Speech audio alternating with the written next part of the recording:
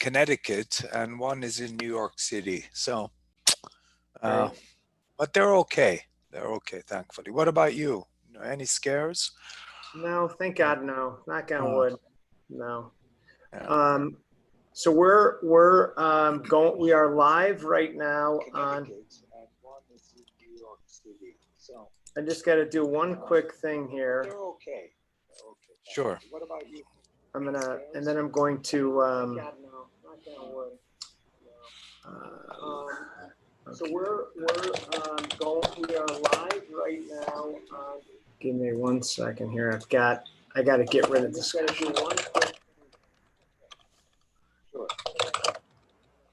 I'm going to.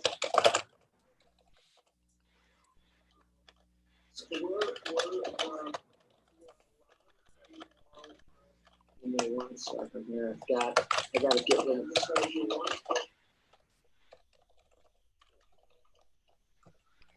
Unbelievable. What would you call this? It's not an oil crisis. It's an oil. It's oil. I don't know what you want to call it. I've never seen anything like it before. On oil prices. How about that? On oil. Collapse. That's what it is. Oil, on the oil collapse. Yeah. Oil. I don't know what you want. So we're live and we're. Like it before. On oil prices. How about that? On oil. I'm sorry, it's taking 1 second. Don't worry, I'm not in a rush, Andy. Take your time.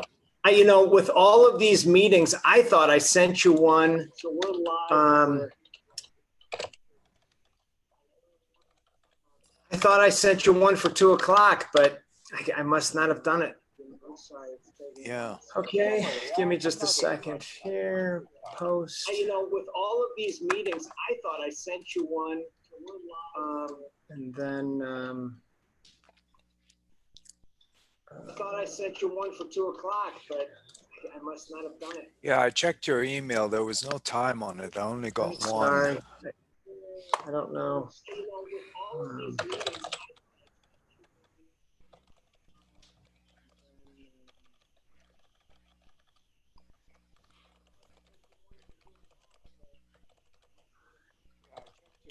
There was no time on it. I only got...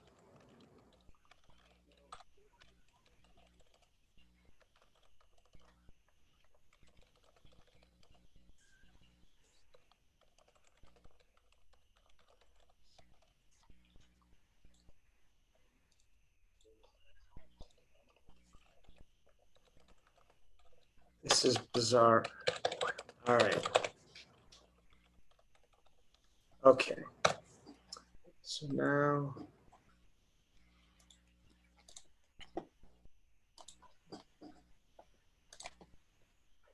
Okay. So I'm going to do this. All right. We're here. Well, All right. This is Andy Golding. I am live not from the Kripke trading floor, but from my house during the COVID crisis. I am I have the pleasure again of talking with Edward Meir of the Commodity Research Group.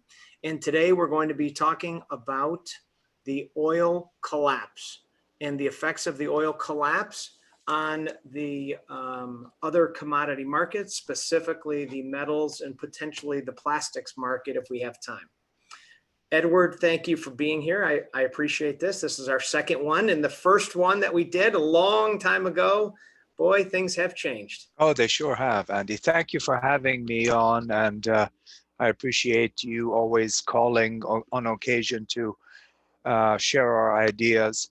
Well, I think yesterday's move in oil, and to some extent today, are probably things I've never seen in my career, and I don't think anyone else has. I was speaking to a colleague of mine who's been an energy trader for 40 years. Same thing. He's never seen anything like this.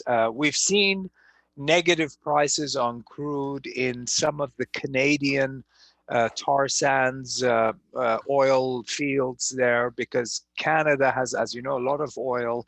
And when they have difficulty in moving the barrels through the pipelines into the US Midwest, it trades at a discount. So we've seen negative prices for Canadian crude, but we've never seen negative prices on a futures exchange, which is quite remarkable. Having said that, I think basically there are no retail investors kind of swimming around in the nearby contract. Those guys have all been flushed out, and the exchanges usually get them out. So the people who are left there with the open interest, they will take the crude upon expiry, and they will do like what's called a EFP, an exchange for physicals. They give up the contract and they get the crude, and they have the storage to accommodate it. So it kind of was an extreme move, but it's certainly not going to, I don't think, it's not going to impact sort of the hedge fund community or any of the traders per se. Andy, I should note the drop, more alarming, is it's starting to spread into the forward contracts. So June right now is trading at $10 a barrel. That's already down 10. And the international benchmark, which is Brent, which is what the Saudis look at and all, that's down about 7, which is, just as shocking, I think, because, the erosion is starting to set into those contracts as well. Edward, is this due to, as I was researching our conversation today, is this strictly due to the stay in place, that nobody is driving? Right. So nobody is driving, nobody is flying. Industries are flat on their back. Mining sector, for example, a lot of mines have shut down temporarily. Automobiles, same thing. So you basically have a stop, what they call a stop on overall demand.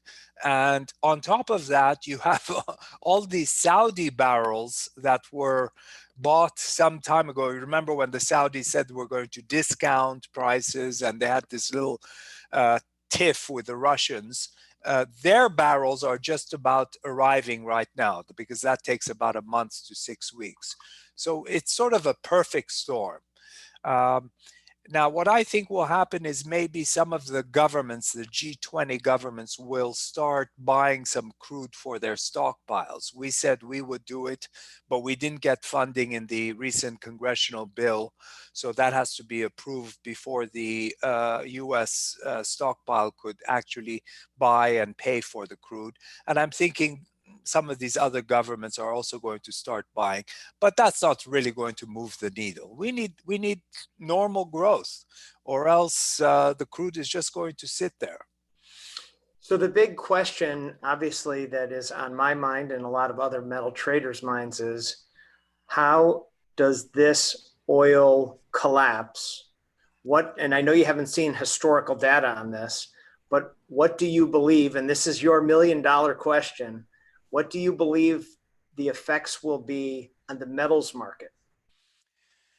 Well, metals have dropped today, as you know.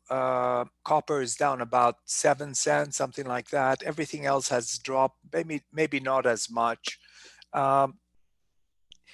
I think the two are not really all that related. Yes, they're related in that if a commodity fund has oil and it's taking a beating on some of its positions, it may have to liquidate some metals to sustain it, to sustain its losses, or you may have some spillover selling to that extent. But I don't think the fact that oil is collapsing is going to necessarily, we're going to necessarily see the same thing in copper or anything like that, because we just don't have the same amount of inventories as we do in oil.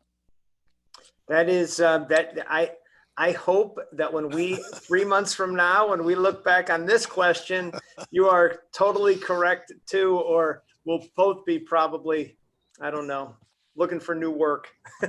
I tell you, that thought has crossed my mind. This is scary what's going on. I heard a great question. Is oil a canary in the cave for the rest of the market or for the rest of the economy? Well, oil is certainly very important for the US economy. It wasn't the case, as you know, but we are a big producer now, arguably the largest in the world. So yes, I would say it's very important. It has spillover repercussions for our steel industry because all the oil pipelines utilize a lot of US steel. So it is quite an important variable. But we have such a diversified economy that thankfully we're not wholly dependent on oil like, let's say, the Saudis are. They really must be screwed. I mean, I don't know how they're going to get their spending in place, their budgets. All these oil producers, they're really in a tough spot right now. Is it true that, and I don't mean to put you totally on the spot, is it true that they're paying people to just take the oil now? Well, that's what happened yesterday. I mean, today is different because the expiration is actually right now. So right now, we're not in negative territory. Right now, the nearby contract is, believe it or not, $10 a barrel. So you're not going to get paid if you have the oil right now, if you take delivery of it. No, it just happened yesterday. Got it. And what about with the low prices of oil? How will that affect the plastics business? Yeah, plastics, I don't follow that much, although we did a couple of years ago when the LME tried to launch a plastics contract. I think this is all related. Somebody told me that oil has something like 60,000 derivative products that, so it really just permeates through the supply chain, and obviously plastics is going to feel the pressure, as are things like ethanol, which I understand have also collapsed in price. So it certainly has a multiplier effect throughout the supply chain. And do you see anything that we should be looking? Are there any other signals we should be looking for in the next 10 to 30 days for a total economy collapse, or what is your prediction on the general economy? I think we're going to gradually restart. I mean, as you know, some states are already opening up this weekend.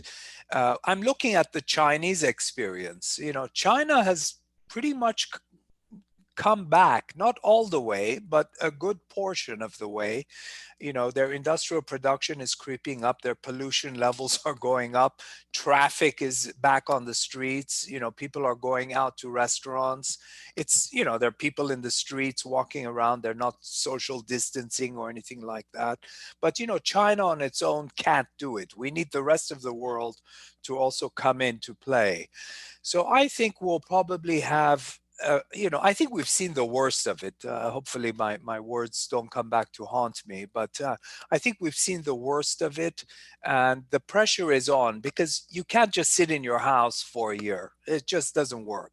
We'll all be on the streets. I mean, nobody will be working. So we have to kind of bite the bullet, be prudent about what we're doing. Hopefully we could get the testing I'm hoping the vaccine comes along, because testing is not going to do it. We really just need a vaccine so people can be comfortable going out, traveling, shopping, doing whatever they want. The best stimulus is a vaccine. The rest of it doesn't mean much. Great.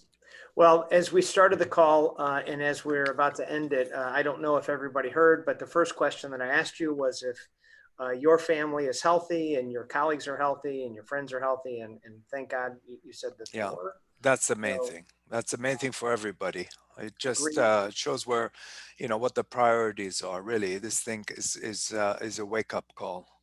I agree. And I can't tell you how much I appreciate this. I know this was on short notice and I've got Zoom calls coming and going in every different direction. You're the master of Zoom, Andy. I'm working on it. If there's a silver lining, maybe I'll be the best at Zoom. So I don't know if I can make money at it yet, but I guess I'll try. Anyway, you could tell people are listening to the broadcasts. I'm posting it. I'm getting a lot of people who are listening. So thank you for the time that you're putting into this. Thank you very much. Have a great week. Best of luck to you, and stay healthy. And if there's anything that we can do for you, please let us know. Will do. Thank you very much, Andy. Talk to you soon. Talk to you too. Bye-bye.